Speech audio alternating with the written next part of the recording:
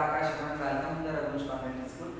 Student, जैसे कि last video में हम चैप्टर 4 को कंप्लीट कर रहे थे, materials, metal and non metals के बारे में। जो मटेरियल्स होते हैं उनके बारे में हम पढ़ रहे थे। तो आइए इस वीडियो में इसको कंटिन्यू करते हैं। आई होप आप सभी ने अपने चैप्टर 3 तक वर्क कंप्लीट कर लिया होगा, लेकिन अगर किसी ने वर्क कंप्लीट नहीं किया है तो वो अपना वर्क कंप्लीट करे, अपनी कॉपियाँ चेक करवाएं और 4 चैप्टर को हम कंटिन्यू कर ही रहे हैं। और जैसे कि नया चैप्टर है तो नए चैप्टर के स्टार्टिंग में हमको बहुत एनर्जेटिक होके और इंटरेस्टेड होकर के अगर हम पढ़ लेते हैं तो पूरा चैप्टर ही जल्दी समझ में आता है। साइंस वैसे कोई टफ सब्जेक्ट तो है ही नहीं, क्योंकि प्रैक्टिकल सब्जेक्ट है तो बहुत इजीली समझ में आता है। चलिए, यहाँ पे कल हम बात कर रहे थे मेटल्स और नॉन मेटल्स की। तो कल हम लोगों ने उनकी कंडीशंस के बारे में पढ़ा था कि मेटल्स और नॉन मेटल्स का पता कैसे लगाया जाएगा, कौन मेटल है कौन मेटल नहीं है। तो उसकी फिजिकल कंडीशंस हमने कंप्लीट करी, उसकी हम लोगों ने केमिकली कंडीशंस जो है वो कंप्लीट करी। रिएक्शंस विद वाटर ये भी हम कंप्लीट कर चुके थे कि वो किस टाइप से वाटर के साथ में रिएक्ट करते हैं।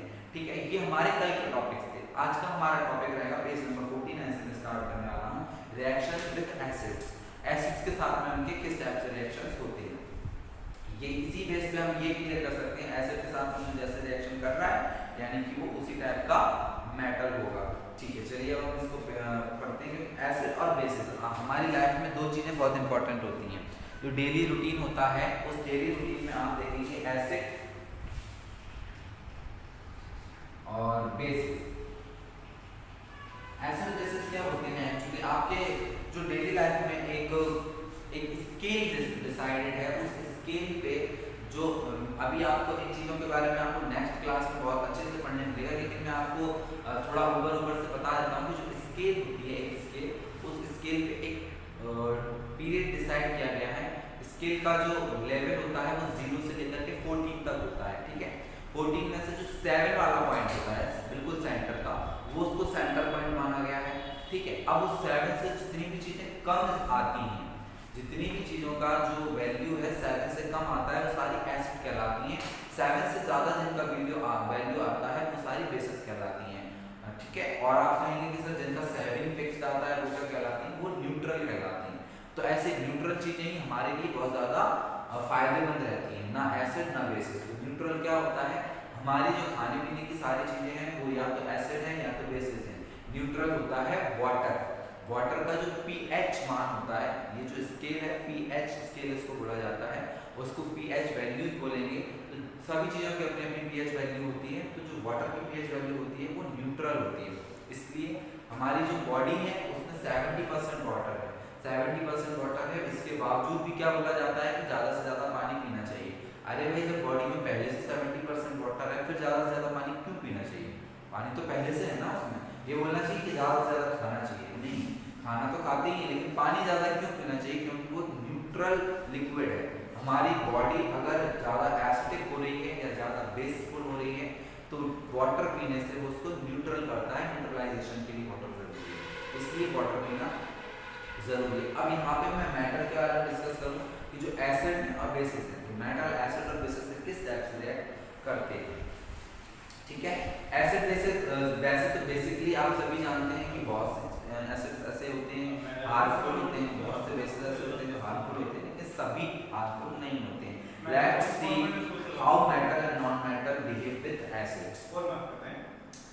Is there are differences in the way metal and non-metals react with acid that could the pop sound in some cases be due to when a burning matchstick is brought near the mouth of the test tube. You must have found that non-metals generally do not react with acid, but metal react with acid and produce hydrogen gas that burn with a pop sound. You must have noticed that copper does not react with dilute hydrochloric acid when on heating, but it reacts with sulfuric acid. What does the pop sound indicated as before? The pop sound indicated the presence of hydrogen gas. Metal reacts with sodium, hydrogen to produce hydrogen gas. React with non-metal bases are complexity. तो reactions of bases और reactions of metals का किस type से होता है कि जो reactions of metal का है वो सारे के सारे metals एसिड के साथ react करके क्या हाइड्रोजन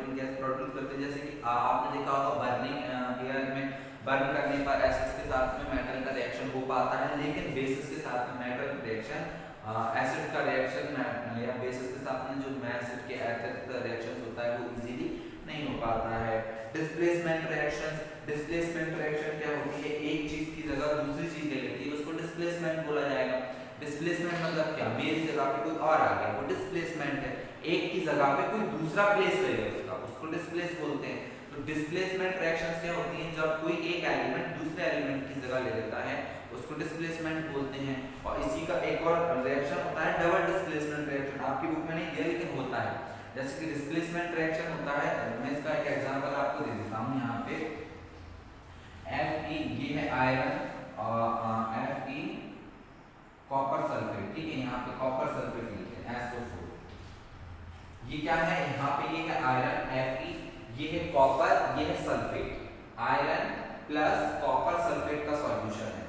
अब ये एरो क्या दिखाता है, एरो का मतलब, एरो से पहले जो चीजें लिखी है मतलब ये सारी चीजें रिएक्शन करने वाली है। एरो का मतलब है एरो के बाद आप जो भी लिखेंगे यानी कि वो रिएक्शन होकर के प्रोड्यूस हो रहा है, निकल रहा है। तो यहाँ पे डिस्प्लेसमेंट का मतलब क्या है, जो कॉपर और Fe आयरन, जो सल्फेट है वो तो ऐसे ही रहेगा, वो चेंज नहीं होगा। कॉपर और आयरन, एक ये कॉपर की जगह पे आयरन चला जाएगा तो क्या होगा, डिस्प्लेसमेंट हो जाएगा। तो कैसे होगा, FeSO4 प्लस C।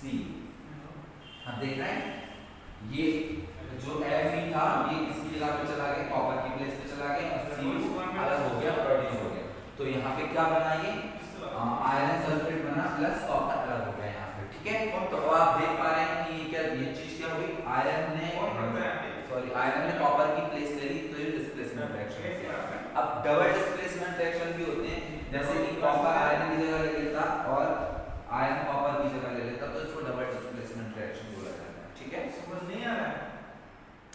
तो ये डिस्प्लेसमेंट रिएक्शन हम देखते हैं uses of metal and non metal. Metal और नॉन मेटल के यूजेस क्या-क्या होते हैं, इनके रिएक्शंस क्या-क्या होते हैं, वो तो ठीक है एक तरीके से, लेकिन हमारे किस काम में आने वाली है। अब कोई चीज है, क्या रिएक्शन कर रही है, क्या रिएक्शन नहीं कर रही है, ठीक है, तो एनवायरमेंटली और केमिकली प्रोसीजर है, चलता रहेगा, नहीं चलता रहेगा, एक अपनी जगह। हमारे किस काम की कौन सी चीज है, हमें तो वो मतलब है ना, और जो चीज जो रिएक्शन हो रहा है उससे हमें क्या फायदा और हमें क्या नुकसान हो रहा है, हमें उस चीज के बारे में जानना चाहिए। अब कोई चीज मैं बताता हूँ, जैसे पौधों से ऑक्सीजन निकल रही है, तो आप निकलने तो सर हमें उससे क्या मतलब, लेकिन मैं कहूँ कि वो ऑक्सीजन हम सांस लेने के लिए यूज कर रहे हैं, हमारे लिए वो ऑक्सीजन यूजफुल है, तब बात में इंटरेस्ट आएगा कि वाह पौधों से निकल करके आ रही है जो ऑक्सीजन हम ले रहे हैं। ऐसे ही मैं कहूँ कि हम लोग पौधे जो है वो कार्बन डाइऑक्साइड को ऑब्जर्व कर रहे हैं, तो आप कहीं करने दो सर हमें उससे क्या मतलब। तो अगर वही चीज मैं कहूँ कि वही कार्बन डाइऑक्साइड हम लोग रिलीज करते हैं, तब जाकर के पौधे इसको ऑब्जर्व कर रहे हैं। अगर पौधे कार्बन डाइऑक्साइड को ऑब्जर्व करना बंद कर दें, तो आप सोचिए कि जो एनवायरनमेंट है दो कार्बन डाइऑक्साइड कितनी हाई लेवल पर बढ़ जाएगी।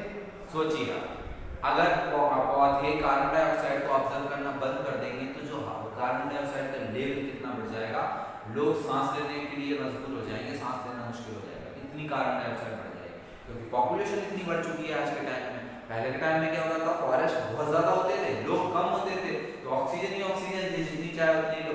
अब बिल्कुल उल्टा होता जा रहा है, पॉपुलेशन बढ़ती जा रही है यहाँ पे और फॉरेस्ट बिल्कुल कम होते जा रहे हैं। अभी समझ लीजिए इससे सांस की लेने की तक की दिक्कतें आने लगी। आने वाले टाइम में आप ही समझ लीजिए, अभी तक ये समझ लो अभी का टाइम है, इसमें हमने क्या क्या नहीं देख लिया। आज के टाइम में पानी भी बॉटल में बिकता है, बिस्लरी की बॉटल 20 रुपए 25 रुपए 30 रुपए की आती है।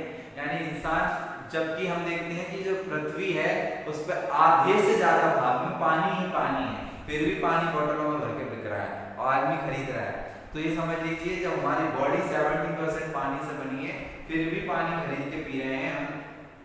और ऐसे ही ऑक्सीजन भी खरीदी जाने लगेगी। कुछ टाइम बाद ऑक्सीजन के सिलेंडर लगेंगे, अपना अपना सिलेंडर टांग के रखो, ऑक्सीजन का मास्क लगा के रखो, तो हर एक चीज होने वाली है।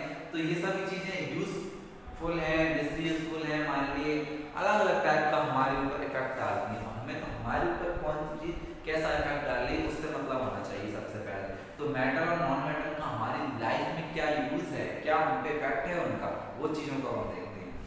You should be able to guess why metal are used in making machinery machinery, automobiles, aeroplanes, trains, satellites, industrial gadgets or cooking utensils, water boilers, etc. You are also familiar with the use of some non-metals. Here are some interesting ones. We are sure that you will guess them right. Non-metal is essential for our life, which all living being inhale during breathing. Non-metals used in fertilizers to eaching the growth of plant. Non-metal used in water purification process. The non-metal used in the purple color solution which is applied on wounds as an antiseptic. Non-metal used in crackers. You may add some more uses of metals and non-metals from your experiences. हम सभी जानते हैं metal के use तो किन किन चीज़ों में किए जाते हैं। जो भारी चीज़ें सभी बनाने में मेटल के यूज होते हैं। साथ ही साथ में और भी चीज़ों के जैसे कि ट्रेन्स बनाने में, एरोप्लेन्स बनाने में, ऑटो पार्ट्स बनाने में सभी जगह पे मेटल का ही यूज़ किया जाता है, क्योंकि ये सब चीज़ें बहुत भारी होती हैं और मेटल भारी होती है इसलिए बनाई जाती हैं। अगर ये सभी चीज़ें प्लास्टिक की बनाएं तो वो खिलौना बन जाएगी। आप सोचिए अगर कोई बाइक प्लास्टिक की बना देता है तो एक बार एक्सीडेंट होने पे, एक बार करने पे पूरी बाइक चकनाचूर हो जाएगी, फिर वो किसी काम की नहीं रहेगी। तो मेटल से ये चीज़ें बनाई जाती हैं। बाहर की बॉडी भले प्लास्टिक से डेकोरेट करने के लिए, अट्रैक्टिव बनाने के लिए उसको बनाया जाता है, लेकिन वो बनती तो मेटल से ही है। तो यहीं पे हमारा चैप्टर कंप्लीट हो गया है इसी विषय में।